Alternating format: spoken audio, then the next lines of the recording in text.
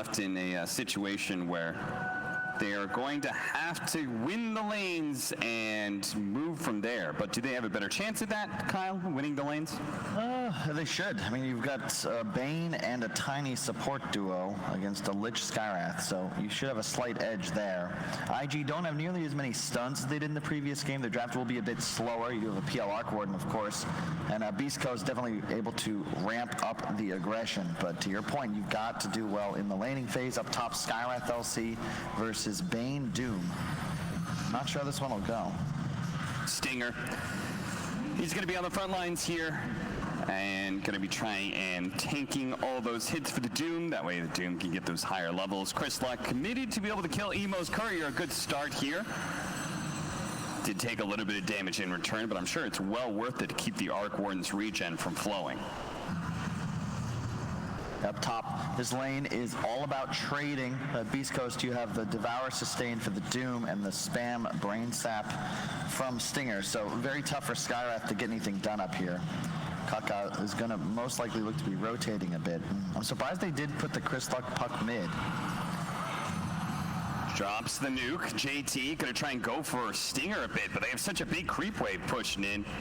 They don't really need to commit too much. chriiiis earlier willingly had his salve canceled by Emo in order to trade a little bit.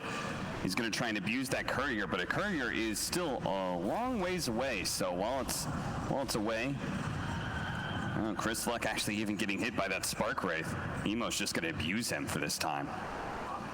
Doing really well so far. No surprise, though, to be honest, after watching Emo play that first game.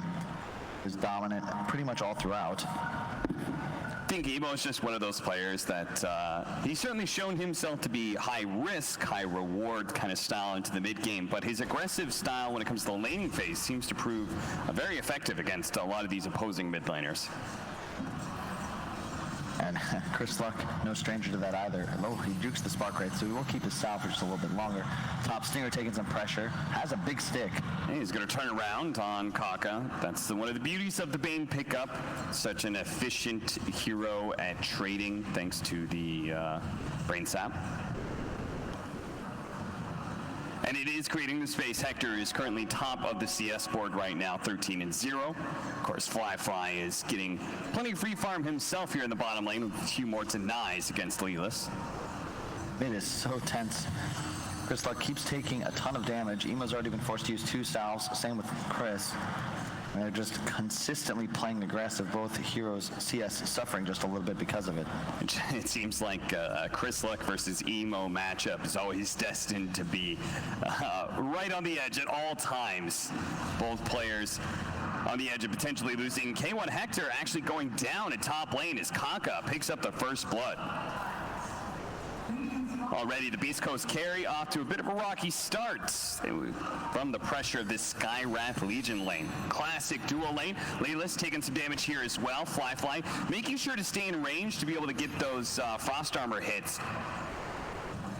He's got the second point Lance too, looking to make a move, but nope, they'll just be content forcing both bottom laners off the lane. And once again, it's IG jumping out to an early lead in the laning phase. All 3 lanes top of the CS. Oh, they do get the frost armor for Hector, so maybe that'll make a difference. Back over to bottom lane. Once again, chriiiis is being abused. The Tiny isn't here to be able to bail him out, so it's looking like Fly has an easy kill on his hands, 2-0.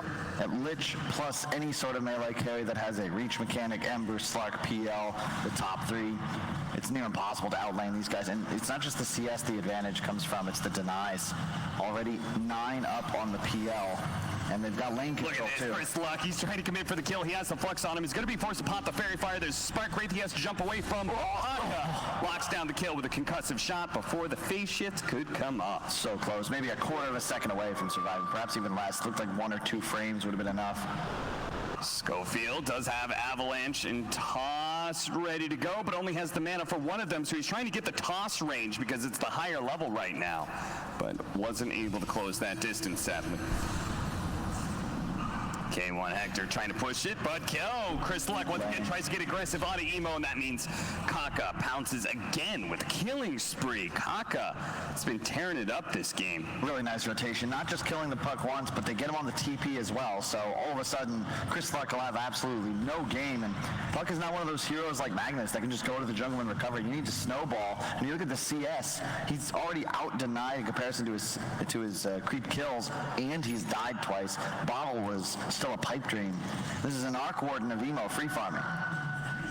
There's no other way to say it. This is looking like a disaster for Beast Coast. We said at the end of game one they could not afford to lose 3 lanes, and it's looking like they just might. Top is the best lane for Beast Coast right now, and JT still has 22 CS as the offlaner.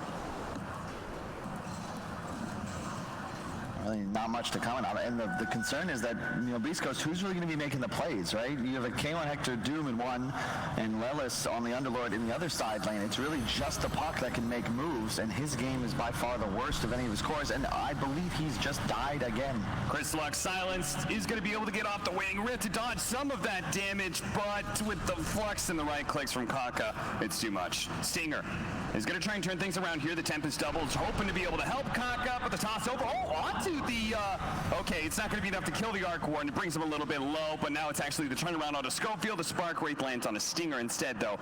Good job by him, tanking some of the damage, preventing the damage on a Schofield. That was really well played by Emo. He was tanking tower with his clone as that went on and constantly casting spells from both. Kaka now TP's mid to collect some free XP and place a handy lane ward. You can see the emphasis they have on this lane. They already have one behind the tower, now one in front of it as well. Not just protecting the Arc Warden, but keeping a tab on the enemy's playmaker. Really good decision. Is K1 Hector going to do it? I feel like level 6, he's not going to level 2 him. No, he's not. This man is serious about his farm. With a 3-2-1 build, 0 in his namesake. Puck in some serious trouble once again. Has to stay near the creep wave at the same time to be able to dodge some of this damage, and has to jump away from the Spark Race. Will be able to get out this time around, but they are just pressuring him and making sure he doesn't give any levels whatsoever. See Schofield trying to get the last hit onto the Tempest double for some of that bounty gold, but it evaporates before he can kill it. And look at Kaka. He's just playing this area of the map, and he threatens mid, and he had vision of Chris Luck as well. So if he had wandered forwards, would have just been caught with the silence, he probably dies right after. I like the build. 1-2-2 on the sky. Extra points in silence. Super value, not just for the damage amp for your Arc Warden's abilities as well, but obviously you're playing against a Puck. Yeah, the length of the silence is critical in being able to get the kill on this mid laner. But the mid laner is gone, and it's Schofield who almost tanks another death here for Beast Coast. 5-1, top lane. They do actually level up Doom. Hey, Hector, are you going to get a kill because of that, or is it going to be denied? No, the slept up Lich was unable to stop the Doom from killing JT. Back over to mid lane. Puck once again. Schofield quite low as well. Tempest double chasing both of them away. 4 Wraith Bands on this Arc Warden. I was going to say, it's a really cool build. He has so much stat. Uh-oh. Okay, Stinger is going to set this nightmare up. Schofield's going to toss him over to Chris Luck. Chris Luck, they don't have they do have the avalanche there in time to be able to stop that TP. Emo misreading the situation, will die underneath the tower. Lelis survives at bottom as well. But a duel on a Stinger. They do get their first duel win for IG. Yeah, really nice movement from JT. And as always, IG, they're doing a great job of whenever a core moves, has to heal, rotates out, there's a support to take the lane under tower. Kaka was just once again taking some free XP, and now he's got level 6. Suddenly the next duel on effectively any target, that's just going to be another kill. And bottom lane, because PL got off to such a great start, he's able to double up the CS of the Thunderlord all by himself. Already quite farmed with level 7 and max Phantom Rush available. Yeah, Lelis just doesn't have much of a game. As you can see, he every single time he shows up in lane, he's getting Phantom Rushed by the Phantom Lancer, and eventually gets a little bit too low that he's forced to retreat entirely. He almost got 6 on Stinger. He's trying to make a move. He'd love to be able to kill this Phantom Lancer. It's much easier said than done for this hero. Bane typically hates playing against illusion heroes.